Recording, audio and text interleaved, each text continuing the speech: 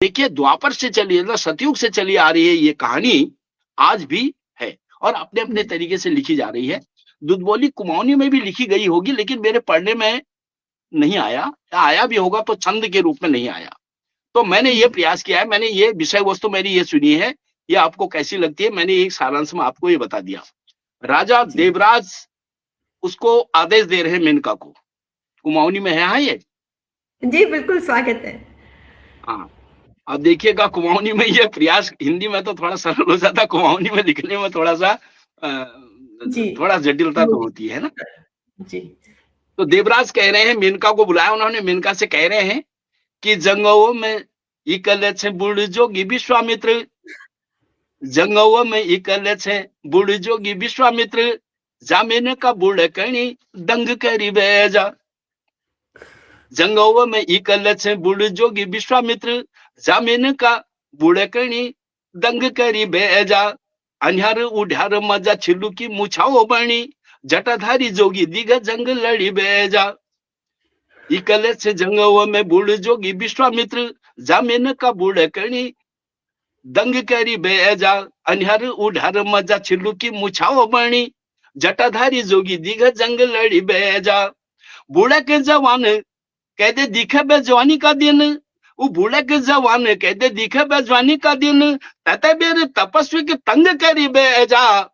और देवराज आदेश के आदर दे अप्सरा, देवराज आदेश के आदर दे अप्सरा, विश्वामित्र तपस्या के भंग करी बेजा। देवराज आदेश के आदर दे अप्सरा, विश्वामित्र तपस्या के भंग करी बेजा। अब जब राजा का आदेश है तो कौन नहीं मानेगा, मानना ही पड़ेगा चाहे कुछ भी हो। तो मेनका आ रही है, मेनका ने वो गलती नहीं की जो रंभा ने की।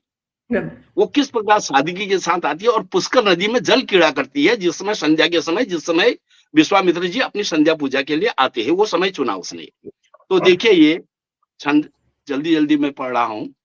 देवराजा इंद्रली जी देवलोक छोड़ी बेर, देवराजा इंद्रली जी अपने लिए नहीं, देवराज के लिए। देवराज इंद्रली जी देवलोक छोड़ी बेर, भूलोक है बाट लागी लम लम मेनका। देवराज देवराज इंद्रली जी देवलोक छोड़ी बेर, भूलोक है बाट लागी लम लम मेनका। और नौनिया बदन पारी रेशमी लपेटी धोती, साड़ी बनी आई वो, और नौनिया बदन पारी रेशमी लपेटी धोती, पायल बजाने एगे छम छम मेनका। देवराज इंद्रली जी देवलोक छोड़ी बेर, भूलोक है बाट लागी लम लम मेनका। नौनिया बदन पारी रेशमी लपेटी धोती, पायल बजाने एगे छम छम मेनका। रतनारी आंखों करनी सूर में लकारी बेर, यू रतनारी आंखों करनी सूर में लकारी बेर, बरछ चलाने एगे चम चम मेनका। रतनारी आंखों करनी सूर में लकारी बेर, बरछ चलाने एगे चम चम मेनका। धमेली में चमेली का ताजी फूल गछ बेर, धमेली में चमेली का ताजी फूल गछ बेर, खुशबू उड़ाने एगे खम खम मेनका। धमेली में चमेली का ताजी फूल गछ बेर, खुशबू उड़ाने एगे खम खम मेनका। उतर गई वो और पुष्कर नदी के तट पर वो जल कीड़ा करने लग गई। और संध्या पूजा के लिए उनको आना था, विश्वामित्र उसी समय संध्या पूजा के लिए आते थे, संध्या का समय उसने सुना था। तो वो जल कीड़ा कर रही थी और संध्या पूजा के लिए जब विश्वामित्र आए तो उनकी दृष्टि पड़ती है मेनका पर। अब क्या होता है देखिए, आखिरी छंद है ये, तीन मतलब मैंने पूरी सतयुग से कलयुग तक चली आ रही है इतनी बड़ी कथा को सिर्फ कुमाऊनी अपनी दूध बोली में, जिससे मुझे बहुत प्यार है।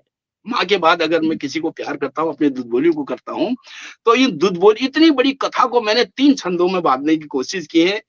गागर में सागर तो नहीं कहेंगे, लेकिन गागर में गधेरा लाने की कोशिश मैंने जरूर की है। ये मैं जरूर कहूंगा, ठीक है नहीं।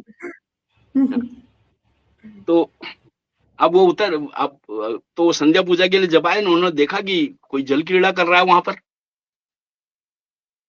तो वो देखते हैं उसको, देखिए मेनका के देखो जब बूढ़ विश्वामित्र झूले, मेनका के देखो जब बूढ़ विश्वामित्र झूले, उम्र का योग करनी भूल गया योगी हो।